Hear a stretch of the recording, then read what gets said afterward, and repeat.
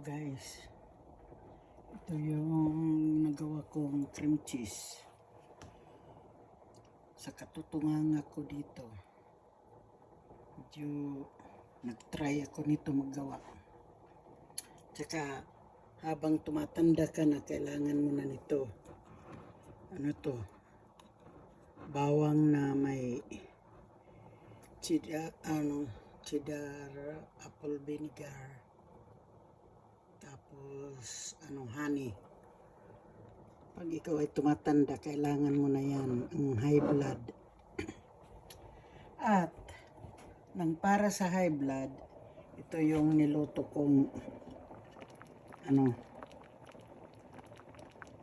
ham soup. Ganon yon mga guys. Halik kayo,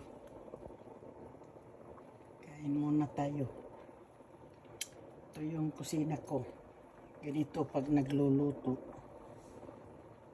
o kung ano-ano mga ginagawa ko. Mamaya linisin ko na yan. See you guys next video.